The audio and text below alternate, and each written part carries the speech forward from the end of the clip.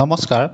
অৱশেষত ৫,৫৫০টা পদৰ NIS DLEDৰ document registration সম্পৰ্কত যিটো গোচৰ আছিলে সেই গোচৰটো আদালতৰ ফালৰ পৰা ডিছপ'জ কৰা হ'ল।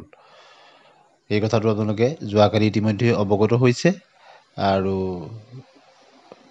কিখিনি হ'ল সকলোখিনি আপোনালোকে নিশ্চয় লাইভ টেলিকাষ্টৰ পৰা আপোনালোকে গুৱাহাটী হাইকোৰ্টৰ তাৰ পৰা গম পাইছে। ফাইনেল যিটো অৰ্ডাৰ কপি এতিয়ালৈকে ৱেবছাইটত প্ৰকাশ পোৱা নাই, প্ৰকাশ পাই আপোনালোকক জনাবলৈ আমি চেষ্টা কৰিম। তথাপিতো আমি যিখিনি কথা বুজি পাইছোঁ থুলমূলকৈ আপোনালোকক ক'ব বিচাৰিছোঁ, তাৰপিছতে কাট অফৰ বিষয়ে আলোচনা কৰিম। গতিকে ডিছপ'জ হোৱা মানে আপোনালোকে গম পালে আৰু তাত আৰু কোনো হিয়াৰিং নহয়, ফাইনেল হৈ গ'ল আৰু NISৰ পক্ষত নাহিল।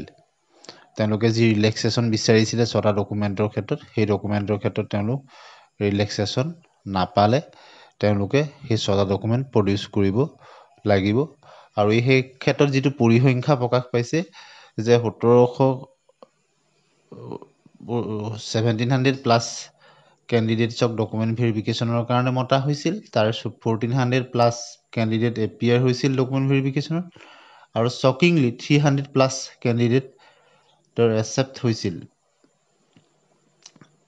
তেওঁলোকে 6টা ডকুমেণ্ট যিকেইটা বিচাৰিছিলে ডকুমেণ্টছ দিব পাৰিছিল আৰু তেওঁলোকৰ ফুলফিল হৈছিল সকলো ক্ৰাইটেৰিয়া আৰু 200 প্লাছ ছামথিং প্ৰাৰ্থীৰ ফাৰ্ষ্ট প্ৰভিজনেল মেৰিট লিষ্টত তেওঁলোকৰ নাম NIS DLEDৰ আহিছে। এনেকুৱা ধৰণৰ এটা পৰিসংখ্যা আহিছে। একজেক্ট ফিগাৰটো আপোনালোকে নিশ্চয় কালি গম পাইছে। মই একজেক্ট ফিগাৰটো আৰু সিমান চাই থকা নাই, তেনেকুৱা ধৰণৰ কথা এটা আহিছে।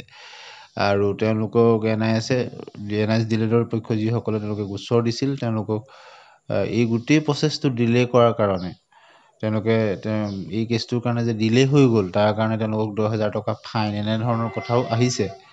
গতিকে এতিয়া আৰু NIS DLEDৰ ডকুমেণ্ট ৰিলেক্সেশ্যনৰ গোচৰটো নাই। গতিকে ইয়াৰ প্ৰভাৱ ইতিমধ্যেই ফাৰ্ষ্ট PML অৰ্থাৎ ফাৰ্ষ্ট প্ৰভিজনেল মেৰিট লিষ্টত তাৰ প্ৰভাৱ পৰিছে। এই পৰিসংখ্যাটোৰ পৰাই গম পাইছে। গতিকে পৰৱৰ্তী সময়ত 4,500 পদৰ ক্ষেত্ৰতো যদি এই অৰ্ডাৰটোৱেই বাহাল থাকেগৈ তেতিয়াহ'লে তাৰ ক্ষেত্ৰতো কিন্তু মেৰিট লিষ্টৰ ক্ষেত্ৰতো 4,500ৰ ক্ষেত্ৰতো যথেষ্ট ই প্ৰভাৱ পেলাব। কাট অফ কমি আহিব আৰু এতিয়া 5,550টা পদৰ ক্ষেত্ৰত আমি ভবাতকৈ বহুখিনি কমাৰ ইও এটা কাৰণ। কিমান কম সংখ্যক প্ৰাৰ্থীহে আহিছে আপোনালোকে নিশ্চয় দেখিছে।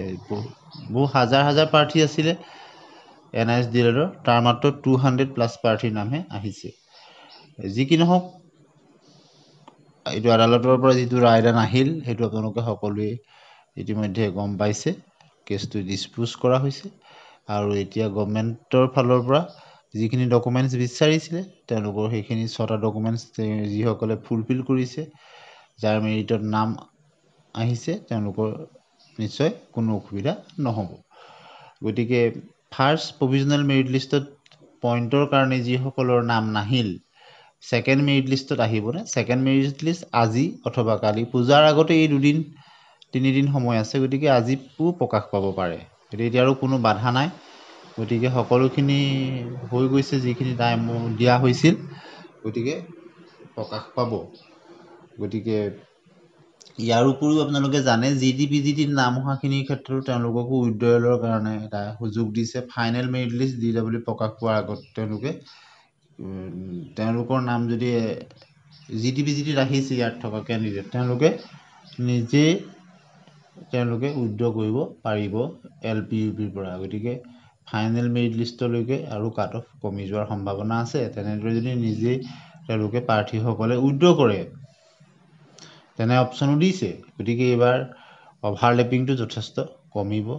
ঠিক একেদৰে যদি অন্যান্য প্ৰাৰ্থীও আছে তেনেধৰণৰ প্ৰাৰ্থীৰ ক্ষেত্ৰতো BTCত চিলেক্ট হোৱা প্ৰাৰ্থী LP-UP GT-PGT তেওঁলোকেও যদি উইথড্ৰ কৰে তেওঁলোককো যদি তেনেকুৱা ধৰণৰ এটা সুযোগ দিয়ে তেতিয়াহ'লে তেওঁলোকেও উইথড্ৰ কৰিলে আৰু কমিব। আৰু CTETৰ ফাইনেল মেৰিট লিষ্টৰ পিটিশ্যনাৰখিনিয়েও যদি উইথড্ৰ কৰে তেওঁলোকৰ নামো যদি ইয়াত আহিছে তেনেহ'লে আৰু কমি যাব। গতিকে এতিয়া ছেকেণ্ডখনৰ ক্ষেত্ৰত এটা কথা ক'ব পাৰি, পইণ্টৰ কাৰণে যিসকলৰ নাম অহা নাছিল তেওঁলোকৰ সম্ভাৱনা প্ৰবল। কিন্তু 1, 2 বা তাতকৈ বেছি এনেকুৱা ধৰণৰখিনিৰ ক্ষেত্ৰত আৰু ক'ব নোৱাৰি, কিয়নো আপোনালোকে জানে তিনিটা ফিগাৰ পইণ্টৰ কথা, তাতে এটা পইণ্টতে বহুতখিনি প্ৰাৰ্থী থাকে। গতিকে